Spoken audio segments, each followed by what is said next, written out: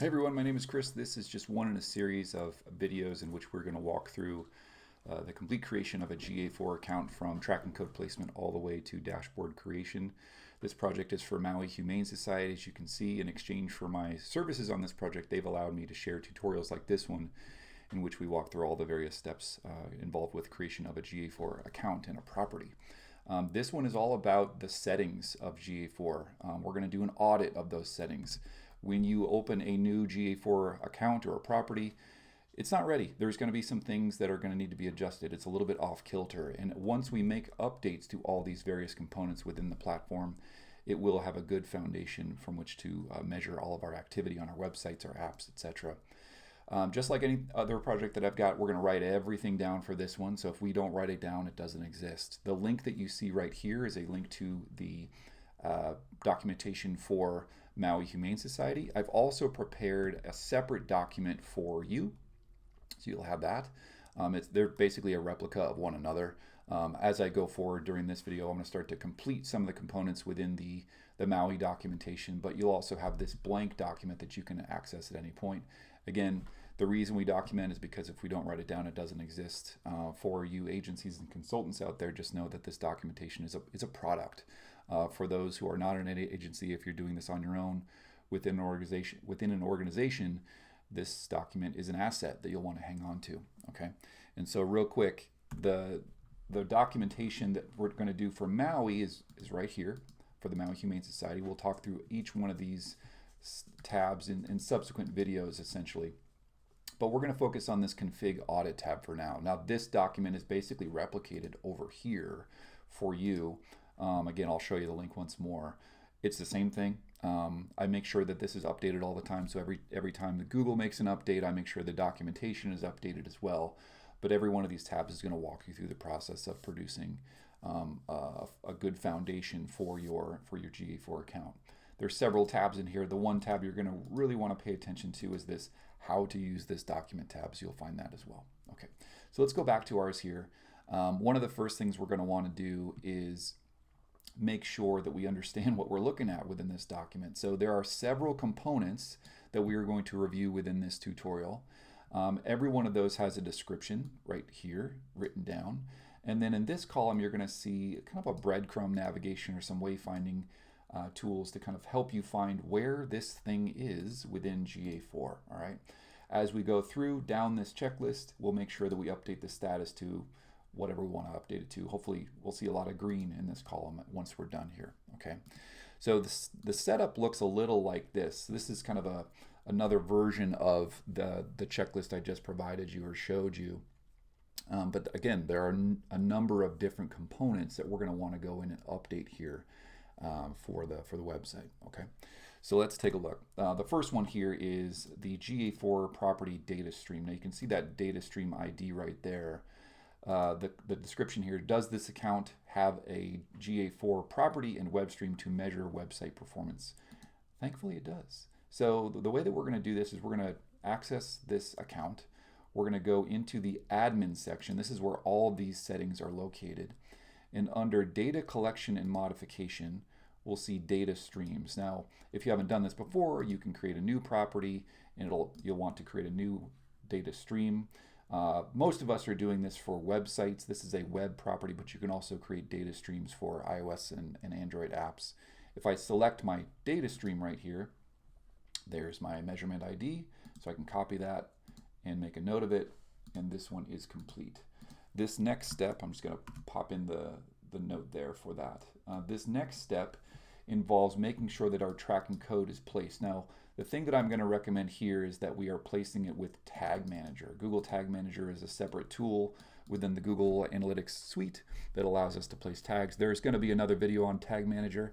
This is actually in process, so it's partially done at this point. Need to place GTM tracking code. So we've got the code, we just need to place it now. We're going to handle that separately. We might do another tutorial on how to do that. We'll see. Enhanced measurement. Let's talk about that. Enhanced measurement is essentially a list of all the different events or behaviors that GA4 will track by default. Okay, so Right out of the gate, GA4 is going to track things like page views and scroll behavior and outbound clicks and site search, which is great because we used to have to configure that in the older Universal Analytics version of GA. Form interactions, which is also interesting. So you'll see form start, form complete events in there. Video engagement, as long as it's a YouTube video. Now, can you track other video embeds? Yeah, you can. It's just going to take a little bit of extra work, probably working with Google Tag Manager as well to make that happen. And file download, so anything like PDFs, even docx's or any other file you can download from the website, it's going to track that automatically. What we're going to do though is we're going to turn this one off. You can see I've disabled that, and we might actually turn this one off as well. Here's why. Form interactions are nice in terms of the Google Analytics 4 platform will automatically track form interactions for you. The problem is they're not accurate. You might see a form complete when there was a form error, or you might see a form start when there wasn't a form but some other feature on the website. So this is not a reliable metric in my opinion unless I turn it off. Scroll, I'm probably also going to turn off, and here's why. The scroll event will only track to the 90th percentile. So if I'm on the Maui Humane Society website and I scroll all the way to the bottom, the scroll event will fire. What I probably want to do here is, let's say I'm on another page, like let's say I'm on the volunteer page. I want to track when I get a quarter of the way down and maybe half the way down, 75% of the way down, and 100% of the way down. So I'm probably going to turn both the form and the scroll off. It's great, thank you Google for giving us this scroll event, but it's not exactly what I need, so I'm going to disable that and then turn it on or create my own scroll event at a later date via Google Tag Manager. Okay, so I'm going to turn those off. You do not have to do this, but I'm just going to jump in here. So the way that we would update the enhanced events are if we go to the web stream, you can see enhanced measurement right here. I'm going to select this little cog icon, and then it looks like scroll's already turned off. I'm actually going to turn on video engagement and then file downloads because I want that, because we just saw a video right there that we're going to want to track. And I'm going to turn off form interactions. Why? Because they're not reliable. Outbound clicks, yes, I'm definitely going to turn that one on for the Maui Humane Society. They use a lot of different services and provide a number of different resources. This outbound click event, which again is default in GA4, will track clicks on all those behaviors. So I'm good here. Again, I'm going to have scroll. I'm just going to do that later. I'm going to set that up later via Google Tag Manager. We'll prepare a video on how to do that as well. All right, so this one is good to go. And I disabled form and scroll events. There we go. Next one, configure domains. We kind of have to tell Google what domain we're looking to measure here. So I'm going to go grab the domain real quick. There it is right there with the www. And then the way that we find this is in admin, property settings, data streams. We're in there now. Configure tag settings, and then configure your domains. Let's see if we can find this. Okay, so here we are in the data stream. Oh, there it is right there, configure tag settings. And then the wayfinding and navigation, this stuff is kind of buried in here, to be honest with you. But I would always show more so you can see everything in here. Oh, and there's configure tag setting, configure your domains right there. So it's actually providing a suggestion. I'm going to accept that suggestion. Now it says I want to not exactly matches, because if you noticed earlier I had this, but you know what? If they have another subdomain like a blog.account or etc., I can get that. I'll hit contains right here, and that should capture everything that I might want to track. Okay, so that should do it. Again, if you have a very specific domain that you want to measure, you can do the exactly matches operator there and put it in exactly. I'm not going to do that because I feel like there might be some other sites within this domain that they want to gather, so I'm just going to be safe and keep that right there. All right, that's done. Look at us. We're on our way. Okay. I'll just update this a little bit here, and we're good to go. Okay, internal traffic. What's this about? So Google allows you to exclude your own employees, your staff, anybody that you do not want to track who accesses the website, and you can do that right here. So that define internal traffic essentially means we're going to create a list of IP addresses. What's an IP address? IP address is essentially your place on the internet. It's your address on the internet. So when you go to your home, you're saying, I'm going home. If you go to the Maui Humane Society website, you're going to go to mauihumanesociety.org. There's an IP address is essentially like a 1234 South Main Street address, as opposed to the doctor's office or the barber shop or whatever it is. Okay, so we're going to call this internal traffic, and they've actually done the work already to find their IP address. And so I'm going to go grab that real quick. Again, if we don't write it down, it doesn't exist. There's their IP address. I'm going to pop that in there right there. They also have a couple others, I think, that they added. So you can add more if you want. So this setting got really weird right around March 2020 when the world ended, because we all started working from home. And so if you have a staff that works from home, you kind of have to make the decision, do we want to exclude everybody, or do we just want to make a judicious decision and say, let's just get as many as we can, or just the players that are on the website all the time, so we can exclude our internal folks from being counted amongst the reporting audience. Okay, so there's their internal traffic for now, and it looks like they've got a list of some other folks there that they're going to add, and that's perfectly fine. So internal traffic is done. See list below, and we can add that at any time. Now you might be wondering, how, Chris, do I go find my IP address? Well, you can go to a little place called Google, and what you're going to do is you're going to search, what is my IP address, and it will give you this result. Okay, so look for the larger result there, and that'll show you your IP address, and that's how you find that. Okay, so you can find that, write it down, and then you can pop it into your Google Analytics defined internal traffic setting. The next one here is unwanted referrals, and all we're going to do here is essentially take the same website that we had before and pop it for the configure domain and make sure that that is in there. So let's go into the define unwanted referrals, and when the referral domain contains Maui Humane Society, we do not want to count it amongst our referrals. So what this is saying is, hey Google, this is my website. It's impossible to provide traffic from this website. If I go from one page to one page, that's not a referral. I want to track the original referral source that provided that traffic, or the entry point. I do not want to track this website amongst my referrals. This one comes really in handy when you've got what's called cross-domain tracking. So let's say that Maui did have a separate, Maui Humane Society did have a separate domain. Let's say they've also got like blog.mauihumanesociety.org, and they've got shop, so you can purchase some items or some merch or a license or whatever it is, right? So if we did, we only have this domain, but if we had more, we can say, hey Google, all of these are in the family. Do not count these as referrals. When people move from this site to this site to this site, it's like one continuous experience. Okay, so we're going to save that there. All right. Actually, I'm going to remove that because those don't exist. But if you had multiple domains, you could track it that way. All right. So there you go.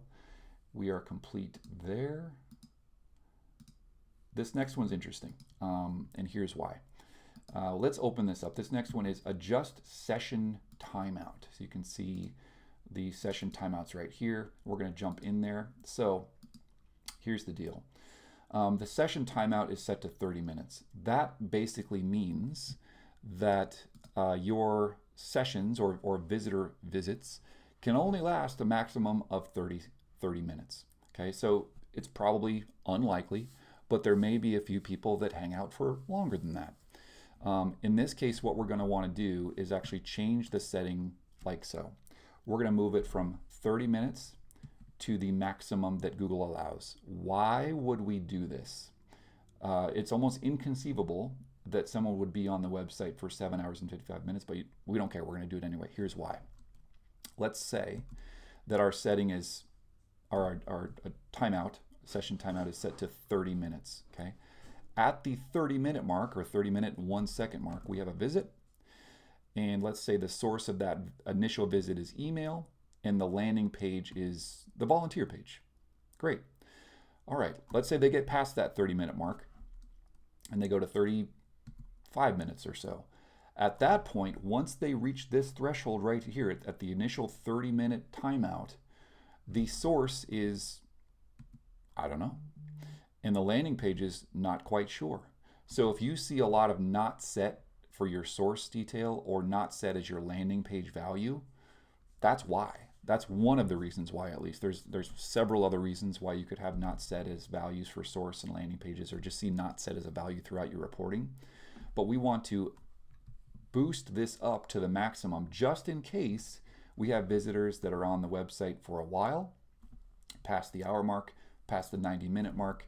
So every time we have it reaches this 30-minute threshold, there's a new visit with the source is not set, landing page not set. Now, if I keep the website open on my browser in the front, in the foremost tab in my browser window, that clock is going to just keep running. So we've got to be really careful here. So I would just keep this here, because if I'm on the website for, again, change it to 7 hours and 55 minutes. If I'm on the website for 2.5 hours, that actually looks like 5 different sessions or 5 different visits from one person, but only one of those sessions is going to have the source and landing detail that we want. So let's update this, okay?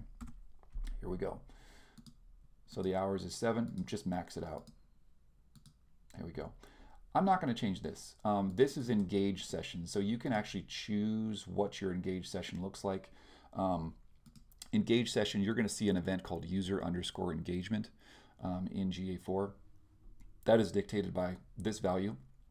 Also an engaged session is if someone goes from one page to another. So if they see a second page, they are quote unquote engaged. And if they convert within this 10 seconds, they could also be engaged. I just don't look at the engagement number that much. I look at other metrics to kind of help me determine the quality of the visit. So I'm going to keep this at 10 seconds. But if you said, you know what, if someone's on the page for 10 seconds is not enough times, but if they're on the page for 30 seconds, yes, then they're engaged. The reason I'm not going to change this is I just don't use the user engagement metrics that much for my clients. Okay, but you might find value in them, right? So let's save this, and we're good. This one's complete. Look at us. Look at all this green here. Updated to 7H55 minutes. Okay. Data signal. So this is going to allow our reports for demographics, including age, gender, and interest data to populate. Let's go make sure that we've got this. Now you'll note that the placement of this is a little bit different. We're going to go into admin, property settings, data collection modifications, and then data collections. Let's see if we can find this. So I'm going to get out of the tag settings here, and then out of my web stream, and then under data collection and modification, and then data collection, I want to make sure that this is open right here. This is checked. Okay, so with data signals, we can capture information in our reports for demographic details, including age, gender, and interests. Now, just so you know, Google's not going to capture age, gender, and interest for every single visitor. In order for that data to be captured, you've got to check this box, and you've got to acknowledge the user data collection. That's fine. Okay, so that's good. We're actually perfectly fine on this one.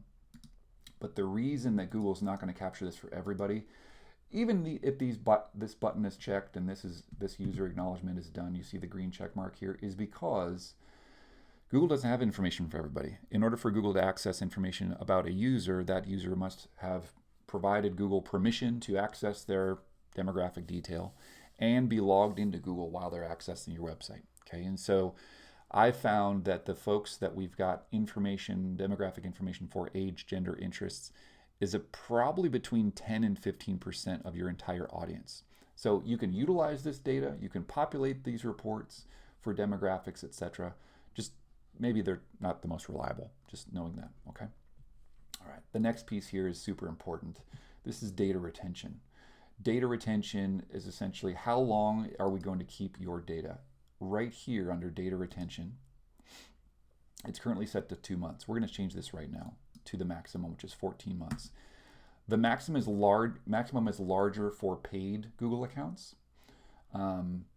So you'll see that. But if you have a Google 360 account, for example, the maximum for free accounts, which the majority of us use, is 14 months. What does this mean? This means that when you extract data out of reports and into Explore, which are custom reports, or into Looker Studio or Tableau or Power BI or some dashboarding tool, if this setting is only set to 2 months, the maximum data you can pull out is 2 months. The maximum data you can pull out if you change this setting is year-over-year data. So you can do year-over-year data. Now, this setting does not apply to the data in reports. If you created your GA4 account in October of 2020 when GA4 was first introduced, you're going to see data all the way back to that point. This only applies to data extracted out of reports and analyzed in Explore or in some dashboard tool like a Looker Studio. Okay, let's save this. We've saved it. Excellent. So we're going to complete this. Still in the green here. This next setting, the fact that we even have to do this is dumb. So let's take a look. This one is data filters. Now you might remember, I just accessed my IP address so I could kind of remove my IP from the traffic filter. I created a filter to remove internal traffic by identifying my IP address. That's one step. The other step here is you can see this data filters internal traffic. The current state is testing. So it's not even active. So we have to take another step and activate it, hit save, and now those IP addresses that we entered earlier are actually going to be actively filtered out of reporting data. So it's a two-step process here. Why they separate those two out into two different sections of GA4, I do not know. But that is done. And then the last step here is that we want to link up our product links. Now, we are going to probably want to link up a few different products here. We can sync up Google Analytics 4 with Google Ads. We can also sync it up with Search Console, which is going to be super helpful because Search Console will have some SEO diagnostic data that we don't have in GA4 without this connection. And then ultimately, we're going to want to probably connect a BigQuery account. We're going to talk more about BigQuery in subsequent tutorials in this series, but BigQuery is essentially Google's data warehouse product in which you can back up and store all of your data. Okay, and so this is pretty nice because that 14-month data retention goes out the window if you've got BigQuery. You can store it all in a database and kind of have it as a backup just in case, which is probably something we're going to want to do. All right, so I'm not going to do BigQuery today. I'm going to do Google Ads and Search Console, or at least check on those. We can see that admin, property settings, and then product links is where we're going to look for these. So if I go back into my admin, property settings, there's product links right there. And I've got a few in here. There's BigQuery. We're going to avoid that for now or ignore it for now. Google Ads. Oh, looks like they've got an account enabled already, so that's fantastic. So that one is good to go. And then Search Console, they do not. So let's go link that one up. Now, before you do this, you're going to want to go to Google Search Console and connect your account or connect your website to Search Console. Let's see if we can find our account. There she is right there. I'm going to check that box and confirm. I'm going to connect this to my web stream and then hit next and then submit.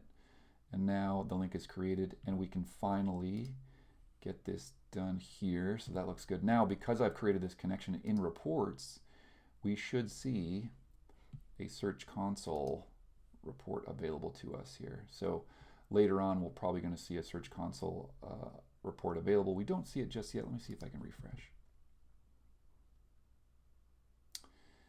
See if we can see that Search Console. Yeah, there it is right there. So now we've got Search Console data coming in because we established that product link in the admin settings. Now, if you want, you can create a Google Ads report too. There's all kinds of fun reports we can do. We're going to have another video in which we kind of rearrange all the different reports in there. But because we connected this, we have this report right here, and that's looking good.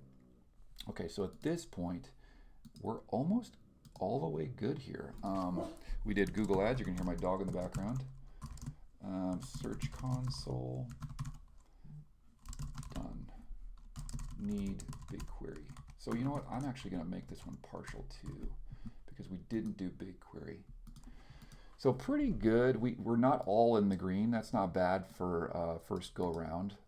It's looking good. But you'll see that you had to do a little bit of pre-work here to connect ads, to connect Search Console, to take inventory of the different IP addresses that you want to exclude, etc. So at this point, we're looking pretty good. That's our audit process. Fairly simple if you follow the steps. Hopefully this video is helpful to you. If you do find this video and others helpful, you would be doing me a favor by donating to Maui Humane Society if you want to show your appreciation. Obviously, the need is quite intense and serious still coming out of the Lahaina fires last year, and so any little bit helps and counts and is greatly appreciated. So thank you very much.